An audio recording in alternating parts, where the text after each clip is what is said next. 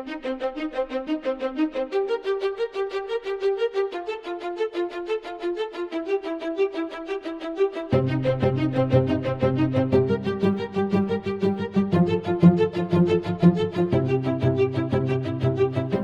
everybody, it's Friday, September the 13th, 2024, and this is How to Restart a Church, a spun-off podcast where I, Pastor Trey Comstock, and my friend and colleague, Pastor Emily Larson, talk about how to make church happen and how to make church happen again.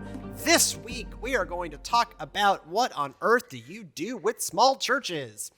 More specifically, Lovett Weems Jr., who is kind of like a Methodist thought leader and professor emeritus, specifically in the world of church leadership. He is part of a thing called the Lewis Center for Church Leadership now, and he published an article entitled 5 Ways Forward for Very Small Congregations. And he does one of my favorite things, which is he digs into the statistics. And essentially, 70% of churches in 2020 had fewer than 100 members. 20 years ago, in 2000, only 45% did.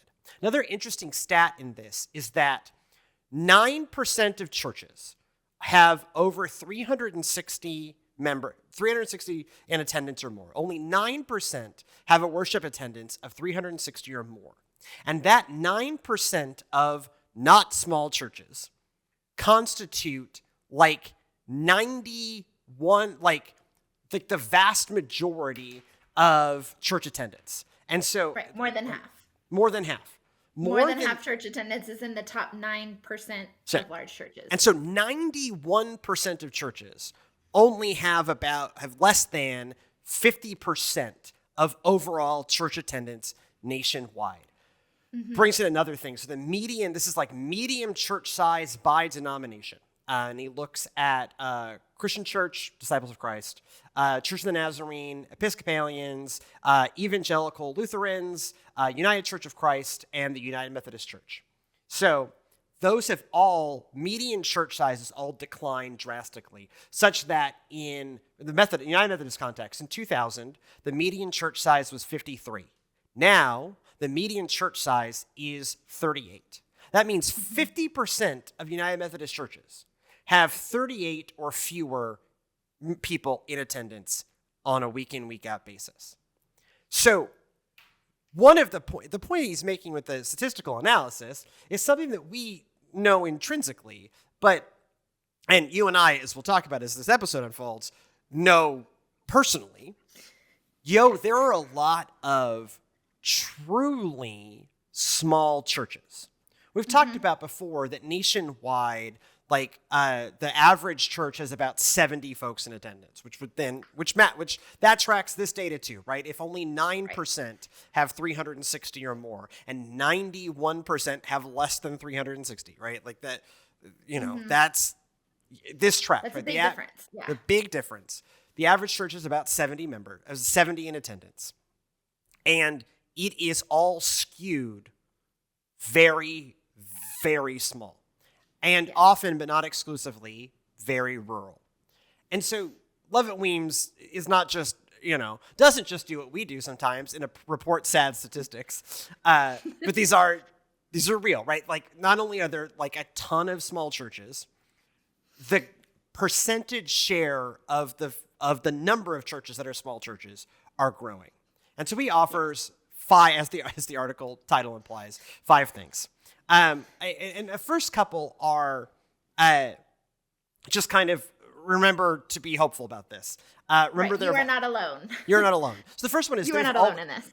Always been small churches, and he brings up something that we brought up on the scripture on the goodness of God this week, and I brought up in Bible study just today. Is there have always been a lot of small churches. In fact, in New Testament times, it was a lot of very small communities.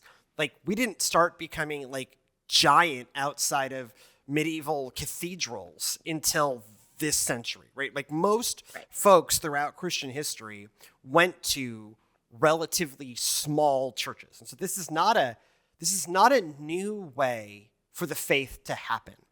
It is, in some ways, a return to a way of being that we existed in for 2 millennia, right? Like, the church at Rome that Paul is writing to in Romans probably didn't have 360 in worship attendance. Where would they all go? Right? This was, Home the way churches.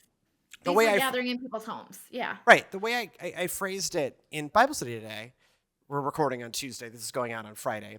We just started our study of Romans. Is that the early church was like a few thousand people in an empire of tens of millions. Like, it's very small. We grew, but even like in medieval times, like you go in spend a lot of weird amount of time in medieval churches. They're not, other than the cathedrals, they're not huge because they're just, every town had to have one of these things because you couldn't go very far. So anyway, he brings that up, and I think that's a really valid point.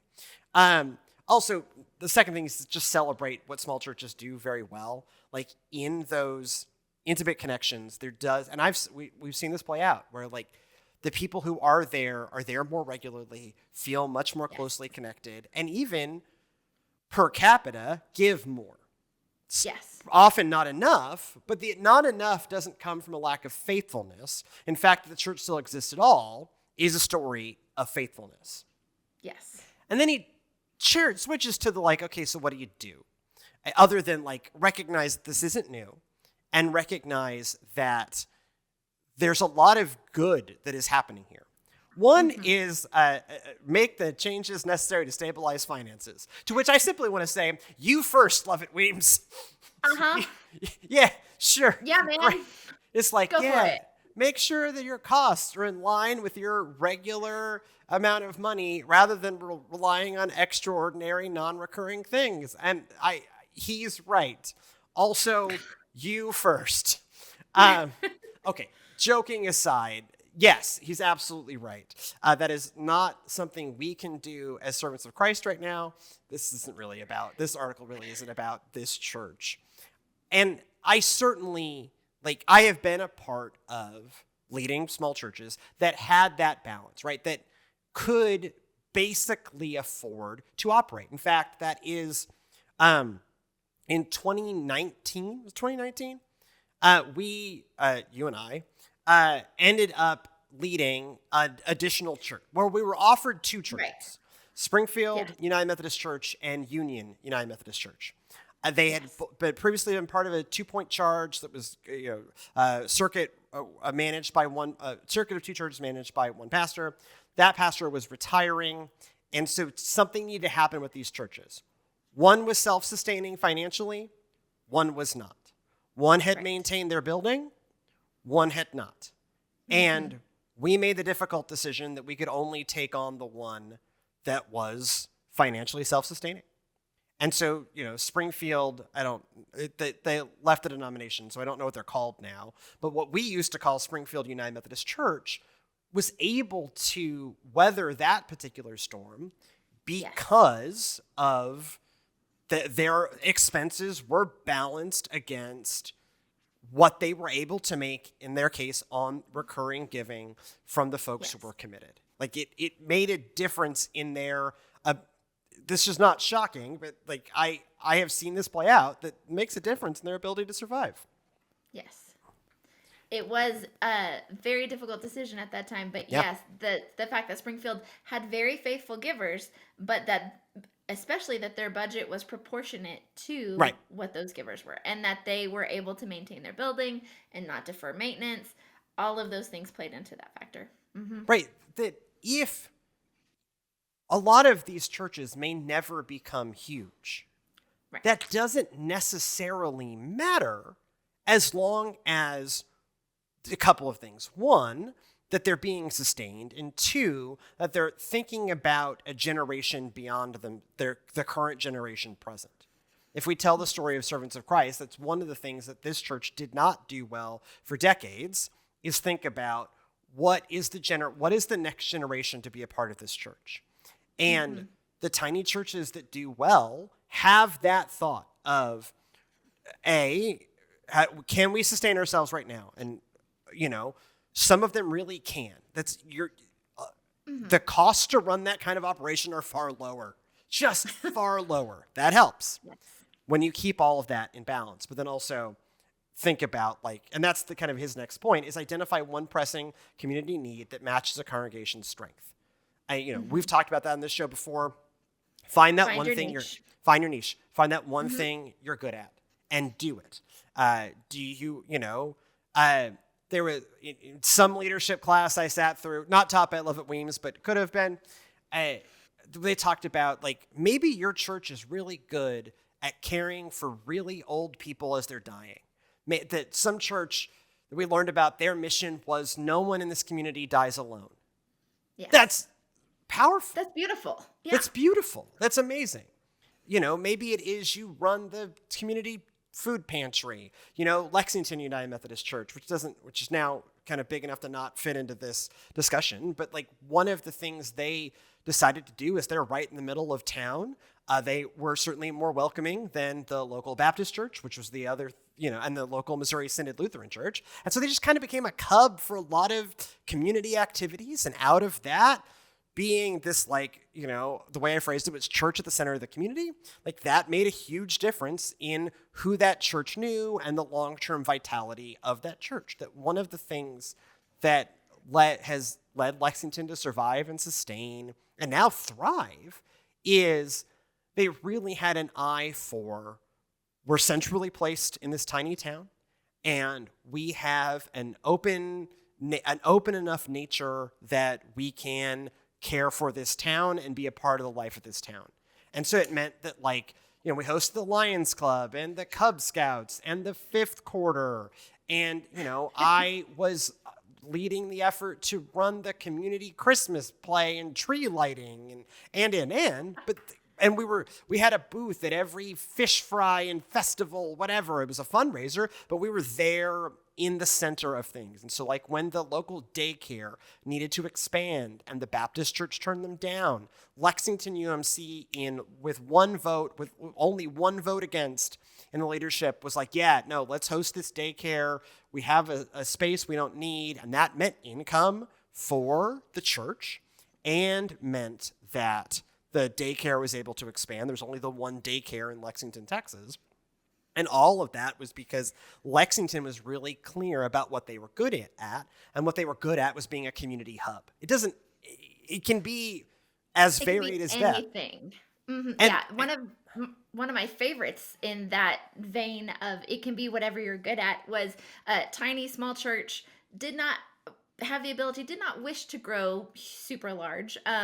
There's an argument for keeping your church small and intimate. The thing that they were very, very good at was they had sweet little old ladies who were very good at potlucks. Yes. And so if you are very good at potlucks, one thing that you could do is you can be the church where you have funeral meals. Yeah. The meal after the funeral for the family that gathers, right? Those families are from all over. They are not looking to join your church, but that is a way that you can serve people for the kingdom of God, using what you do best. And so that was one of my favorite, find your niche stories. Right.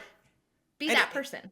Because it does not have to be, open a homeless shelter or something really huge and logistically intensive. If you feel really called, small rural areas need the care for homeless folks. There are homeless folks there too.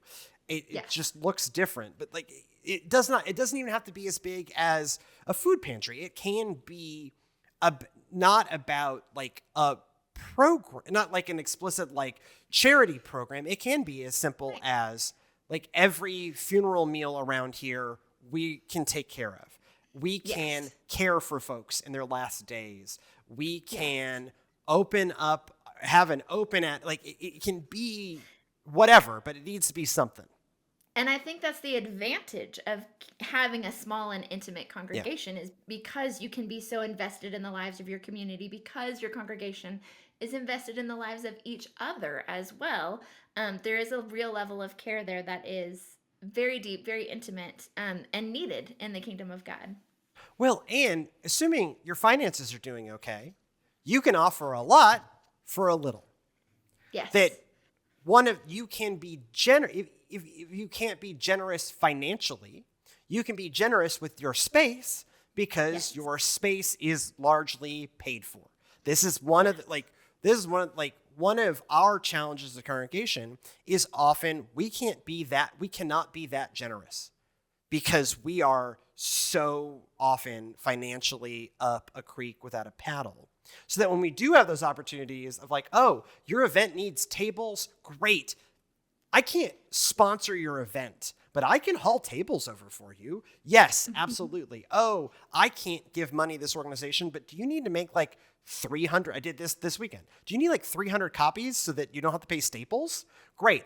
We can afford 300 copies. I can't be a title sponsor of this event, but I can be your copy machine and make sure that folks have the flyers but when you have, Springfield UMC, one of the things that was really beautiful about that is they gave away like tens of thousands of dollars a year to local organizations that because their finances were sorted. There were very few folks, but relatively well off. They then were able to be generous to their community.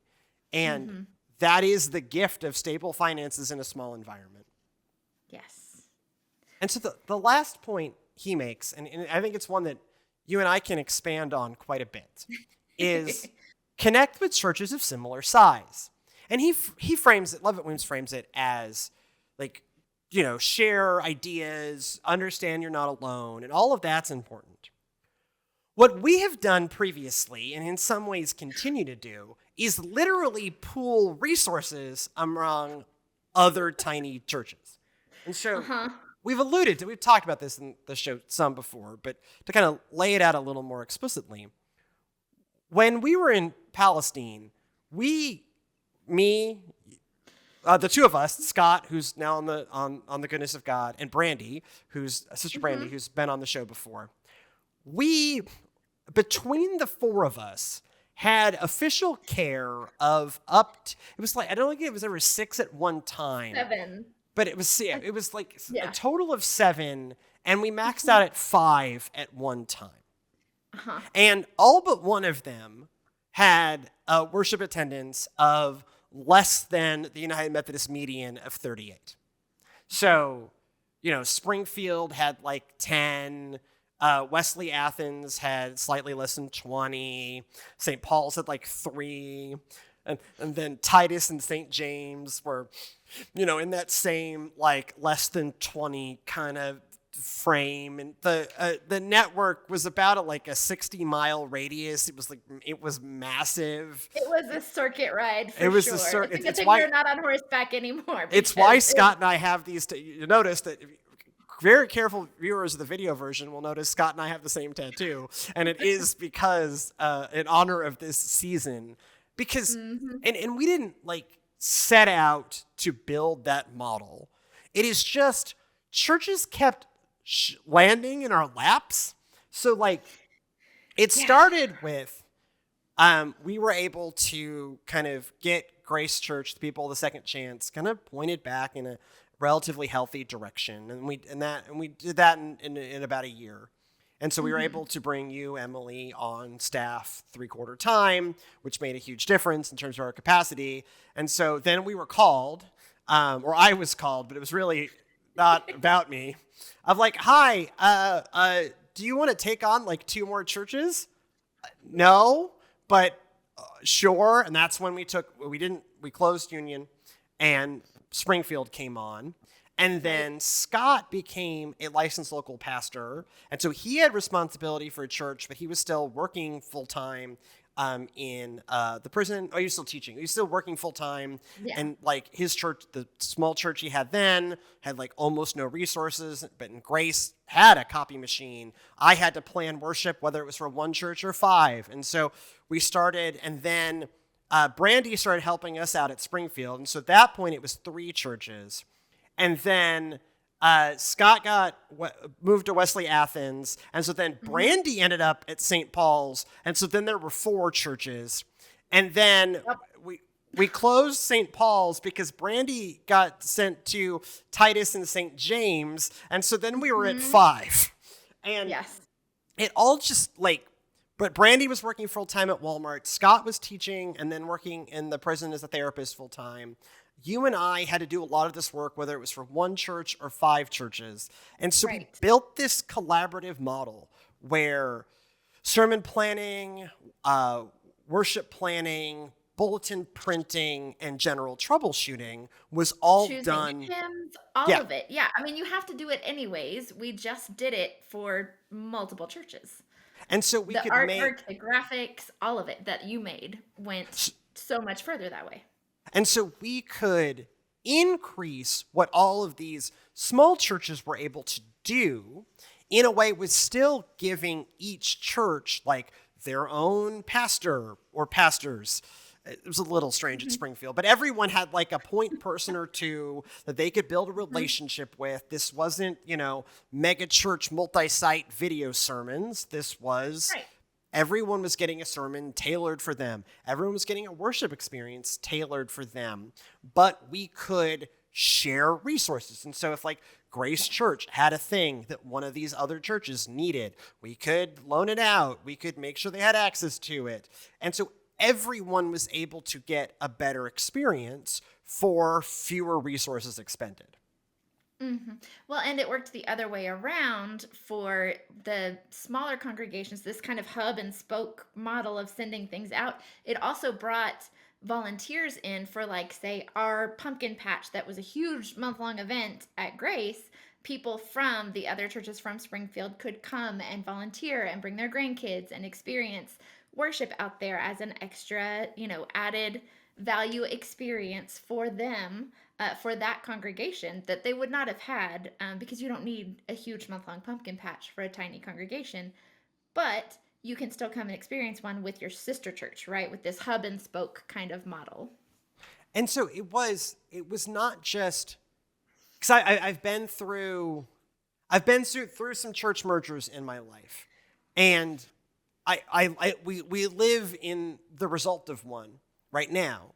And so this was not church mergers, because what Right. church mergers often do is destroy the independent identities that people are attached to. And frankly, very seldom do they go well, right? We have, at this point, we are now 15 years post-merger. There is now no one at this church who merged in. Yeah. All that's left is folks from Park Place. Yeah. And From what was once Park Place. from what was once Park Place, and no one left from Garden Villas, Milby, or Epworth Parker. We lost our last Epworth Parker member a year ago.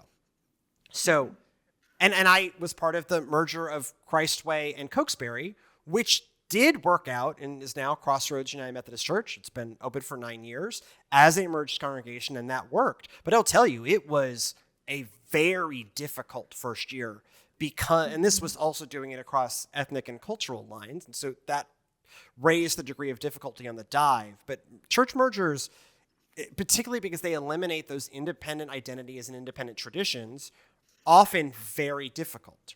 And so this allowed these churches to remain fully, from the perspective of the lived experience of a congregation, largely independent, right?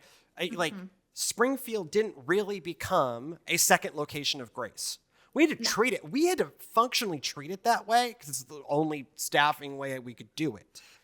But they got their traditions, their building, their point of connection. Yes. Same with Titus and St. James and Wesley Athens. But they had access to additional resources, even just human resources, because now there were 4 trained clergy thinking about the care of all these places, and an opportunity to, again, share research, right? Like, Titus, St. James, and Wesley Athens for several years had a podcast because Grace had a podcast that Brandy and Scott were on. And so there was greater digital ministry opportunities that may not make sense in a congregation of 10 people, but when it's spread out across this larger network, starts to make sense to do more. Yes.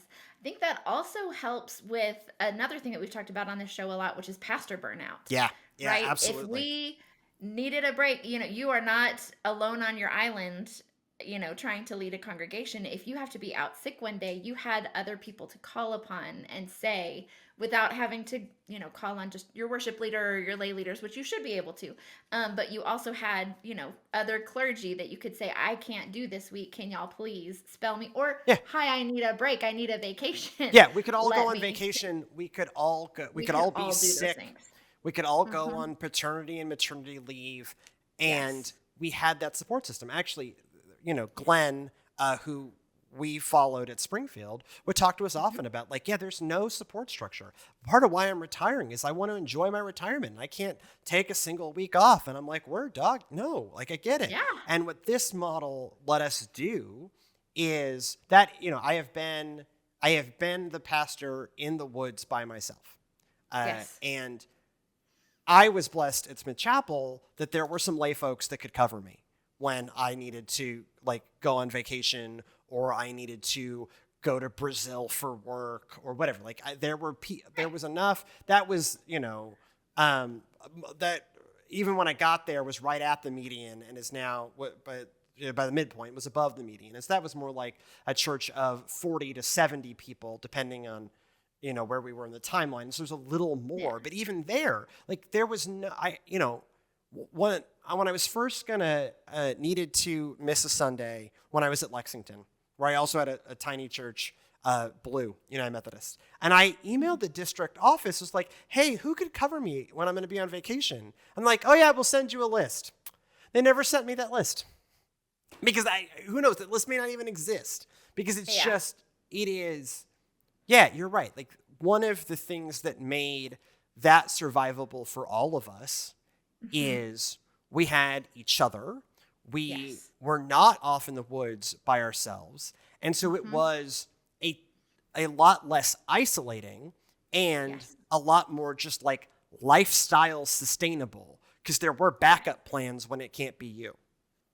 And backups of backup plans, Yeah. because I went on maternity leave right after you went on paternity leave. Yeah. And that overlapped for a little bit. And we were still covered with all of those church congregations to cover. Well, and Every pulpit got filled. Because the first Sunday that we were both on leave was the snowstorm.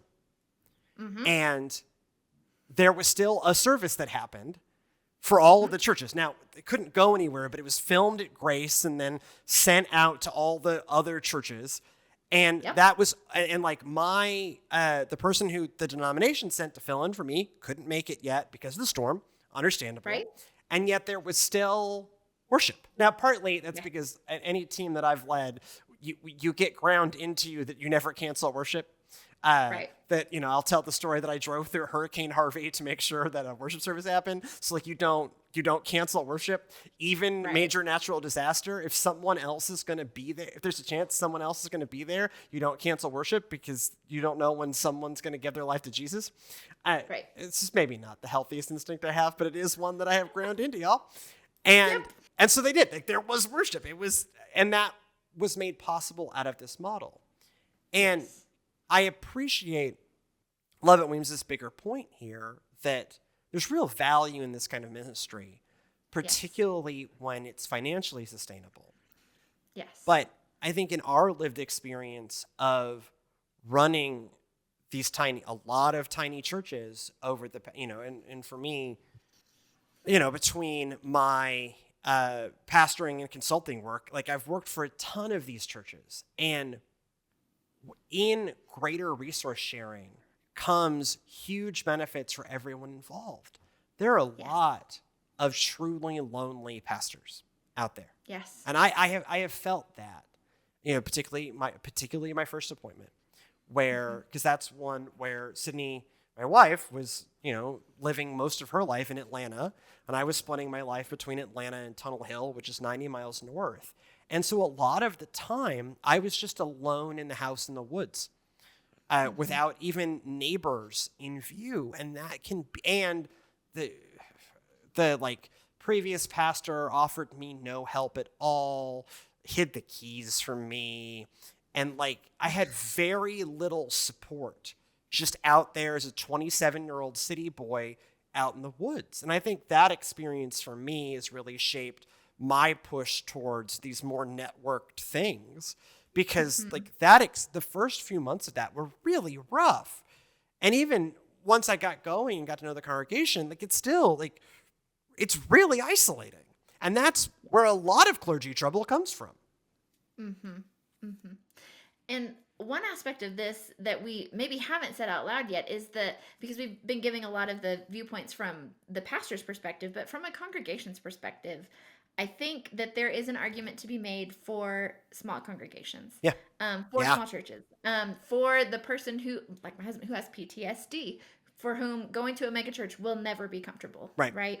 Because of the crowds, for the neurodivergent person that needs a smaller crowd, for someone who is used to a small family church that wants that point of connection that is more intimate. There is an argument for, not for keeping people out, but for valuing the smallness of your congregation and of your church, for not looking at it and going, oh, I wish we were bigger, right? Because that is not necessarily needed in all corners of the kingdom of God. Sometimes you need a small congregation that you feel at home, that you feel a point of connection with more intimately. Well, and we've talked about this from a lot of angles, that the future is also these smaller things, right? You know, Yes. When you think about like a St. Lydia's, right? Yes. Like it is one room and a backyard. Yep. And it is like they say on the website, like, yeah, this is about the number of people, where that number is like less than 20. And that works for that kind of setting. That works. On that episode we talked about, like, you couldn't have a 2,000 person St. Lydia's. The model of that ministry would fall apart. And I do think there's a future for huge churches. But one of the things that I've really had reinforced is, like, there is a sustainability and an intimacy in these smaller places. Yes. If those smaller places are like a St. Lydia's. St. Lydia's is on a mission, right? They have found a niche. They are not small because of one church I've served, or, you know, a couple of these smaller churches that we've served that literally were just trying to build the thickest walls they could to keep the world out. That's not the argument. Not healthy. Not healthy. No. But you can be a people on a mission, a people who have found your niche, but it doesn't mean you're going to grow to 360. It may not mean you grow much beyond 25. But that doesn't mean that you're an unhealthy church either. I mean, just like comparing a carrot to an oak tree, right? Like, the fact that the carrot is not the size of an oak tree does not mean it's unhealthy. The fact that the oak tree is huge does not mean that it's healthy, right? You need to look at the health of your church, at the growth of discipleship, at the, you know, growth in the kingdom of God, not the growth of the numbers of people in your pews. Well, because there are giant churches that do a really good job of connecting everybody into a small group. And that's what I pick on Lakewood a lot, because they're just up the road and his billboards are everywhere. And so he makes himself an easy target. But one of the things that people talk about who actually attend Lakewood is that one of the things that they do really well is that if you really want to dig in and find connection, you can. Now, in that kind of giant environment, you often have to seek it out a little bit more. But the healthy giant churches have a mechanism by which you can create those more intimate connections. But their struggle is, how do you create intimate connections? The small church struggle is often, how do you remain a missional organization? Because there are 10 people in the room, you will, even without wanting to sometimes, just get to know those folks and get used to those folks. And there's tremendous value. Jesus rolled with 12 friends, right? Right. Like, you know, we're founded by the founding congregation of Christianity was 12 dudes and Jesus. I know there were a lot of other people, but like there was like a core congregation of 12. That's the founding congregation of the Christian movement. Cool. Yep. It's not new. The challenge is, how do you stay missional? How do you not just be, we are 12 people who really want no one else to show up? We've served those churches. We've gotten tremendously frustrated with those churches. Yep. But then also, how do you find not just financial sustainability, which in those kind of settings, because the costs are lower, are often easier, but find emotional, operational sustainability too. Right. Yeah, there's a real, like, this is how to restart a church. I never thought this was going to be a show about how do we build a mega church, but I'm not sure I realized how much we would talk about the joys of smallness and the joys of thinking about, as you talk about, about health rather than size, Right. and about focus and about sustainability and about intimacy. That if people want a giant, less intimate experience, they're already available in droves, and a lot of people are going there. But that if you're thinking about how do you restart a church, it is how do you either build a small self-sustaining thing that gives folks an intimacy that they may not have in their lives in this utterly disconnected age, or it is, I have this tiny thing that maybe is even able to stand on its 2 feet, but how does this tiny thing still meet the call of Christ to be something to the world around us? Exactly. If you have thoughts on this, email us. thegoodnessofgodpod@gmail.com. This is thegoodnessofgodpod@gmail.com. This and everything else we do here in the Media Lab is made possible by a generous innovators grant by the Texas Annual Conference of the United Methodist Church. If you would like to support us, like, comment, subscribe, share small clips, leave us 5-star reviews on Apple Podcast. All of that helps this go further and helps this be more sustainable by doing so. Also, if you want more of what we've got going around here, we got a lot of it. It's Servants Now on all the things. Servants Now on Instagram, on TikTok, Facebook.com/ServantsNow, YouTube.com/ServantsNow, ServantsNow.org on the internet. Programming note. You will notice there was not, regular viewers will notice there was not an episode last week. So this show is now in an every other week format. Just as we're working on bringing some new shows online. And so we wanted to kind of, and I did not have space in my life for that many shows. And so this show is going, and hopefully we'll start to be a little more focused in only having one every other week. So you're not crazy. We didn't have one last week. We won't have one next week. We'll be back in 2 weeks. And then kind of going forward, it'll be an every other week format. For those of you who just track us in the Goodness of God feed, it just will show up in your feed. It's just only going to show up every other week now. The scripture show, The Goodness of God, will remain every week because it wouldn't make sense otherwise. But this one is a changing format. Anyways, go in peace. To love and serve the Lord, and we'll see you next time.